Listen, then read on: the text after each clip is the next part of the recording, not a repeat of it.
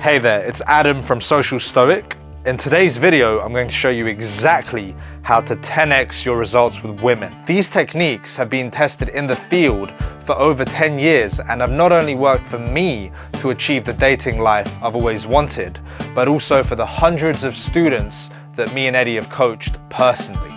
If you follow the advice in this video, you'll begin to turn poor results like this. Where are you from? I'm from Singapore. Into great results like this. So let's get started. I'm Adam. Nice to meet you. Very spontaneous. Some of you might be aware that there's been a decline in the number of men using dating apps. This isn't surprising, since dating apps really aren't fruitful for most men.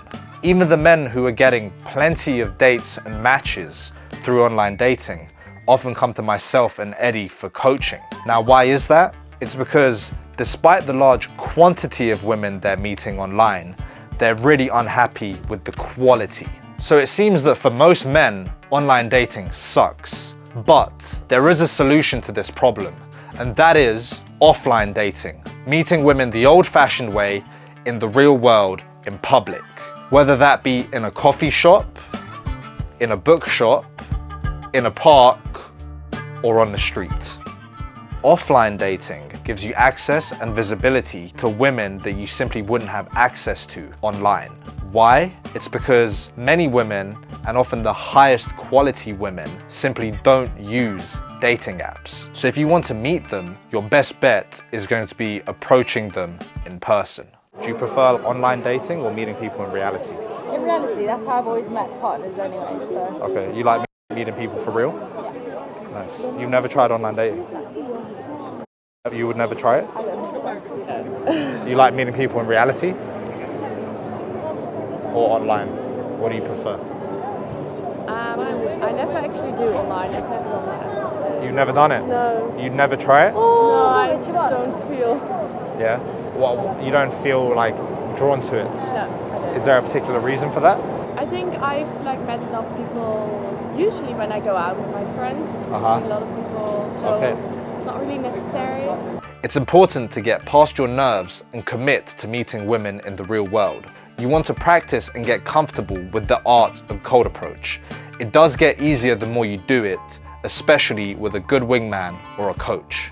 Keep in mind that many of the women you meet in real life might feel the same way you do. Tired of online dating and eager to meet someone great in person. The worst place to meet a guy is Tinder. Really? But what's like the worst experience you've had on Tinder?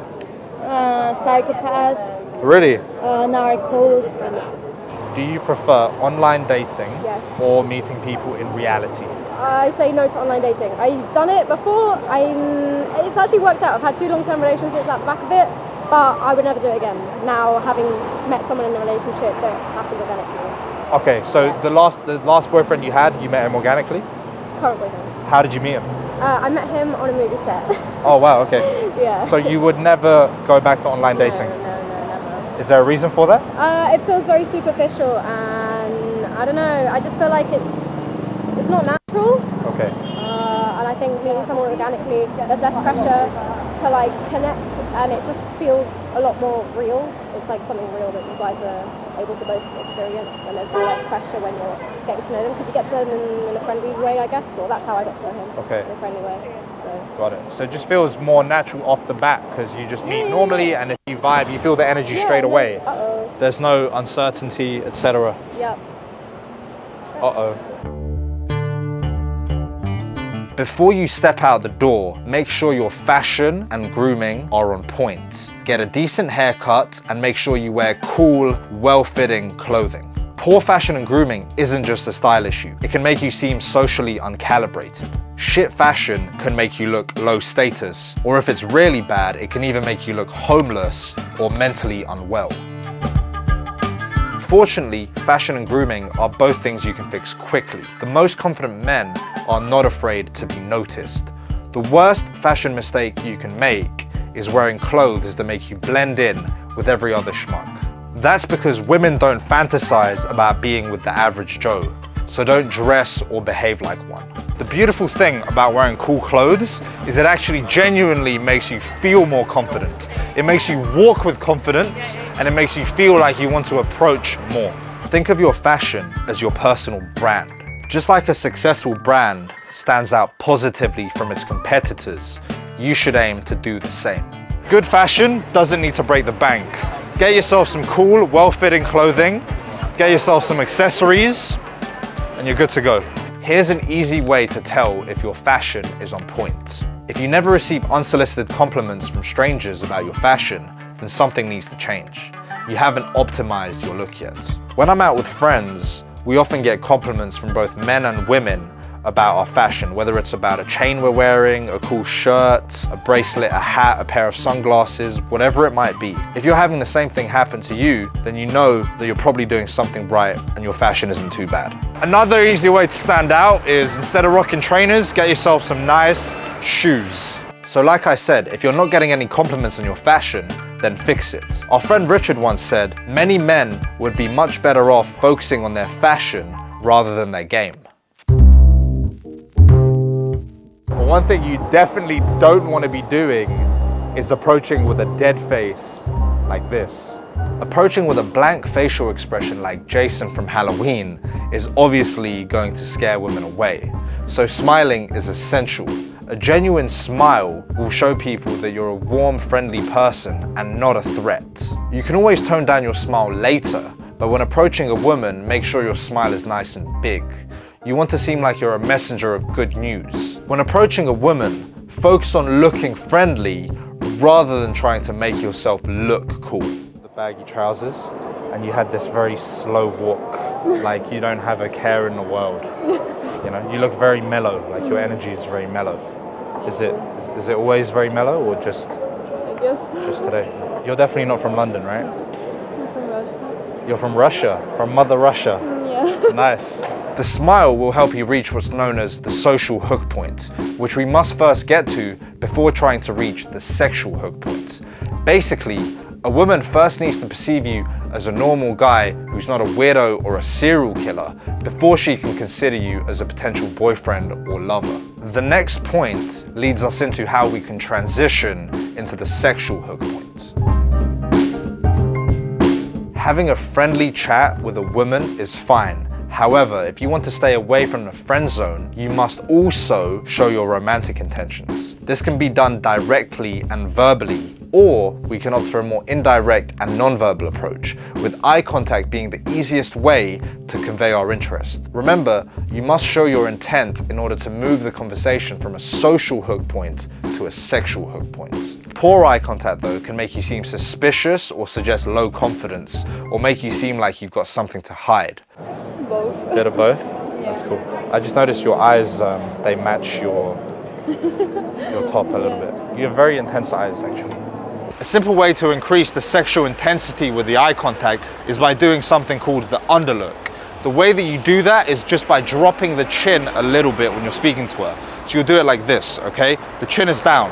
It's a little bit more intense and a little bit more sexual than having your head up. So have the chin down like this and gaze at her like that. It's a little bit more seductive, okay? Dab, you have very unique eyes. It's like a husky. You have eyes like a husky. Take pleasure in the eye contact. Don't think of it as making strong eye contact, but rather see it as making gentle eye contact. That way you might actually begin to enjoy it and you won't come across as too intense. Don't be too static and don't sit there with your eyes open. That's weird. You're not gonna sexualize by staring at her like that, okay? Just relax, head down, a bit of an underlook. Sometimes have your head on the side, like also analyze her a little bit. Sometimes I'll actually look down at her body and check her out a little bit. It shows sexual intent. Rather than viewing eye contact as a chore, see it as something to enjoy. Relish gazing into a woman's eyes, feeling the attraction build and deepening the connection and intimacy with her. If you're naturally anxious, maintaining strong eye contact can be really hard. Fortunately, good eye contact is a skill that you can master with enough practice. So I did say you've got to show your intent to reach the sexual hook point. Of course, you can sexualize with your eye contact and your subcommunication. You can also sexualize verbally, although I never go too far with this. when I'm first meeting a girl, okay? It's actually more fun when you're a little bit more subtle with your sexual intent. It leaves her wondering a little bit more. If you put everything on the table and just overtly say, you know, I find you sexy, or I find you super attractive, there's no mystery there. Just be a little bit more subtle with your sexual intent, basically, even if you're doing it verbally. I've seen many guys, both in real life and on YouTube, who approach a girl, compliment her, and then immediately ask for her number or Instagram.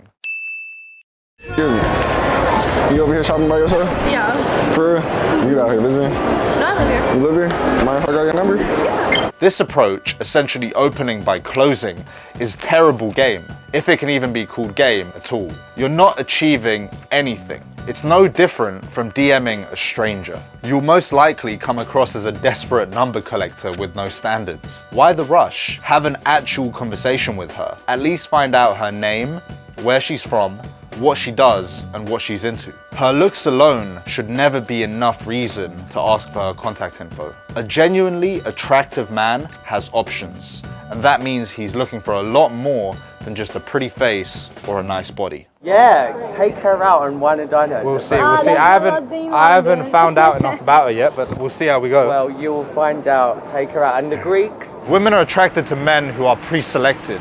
That means men who are desired by other women and men who have options.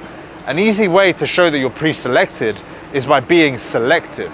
That means digging a little bit deeper, finding out more about her, being picky and showing that you actually have standards, and actually trying to see if she fits your boxes. Most of my initial conversations last at least 10 minutes. During this time, I get to know her and she gets to know me, creating a genuine connection. That way, before asking for her number, I'm able to give a sincere compliment about at least one of her non-physical traits. For example, I might say, hey, listen, I really need to go rejoin my friend, but it's been a pleasure talking with you. You seem like a really interesting girl. Let's meet up another time over a coffee or cocktails and continue the conversation. What's your number? This makes you come across as a genuinely charming man who appreciates her not just for her looks, but also for who she is as a person.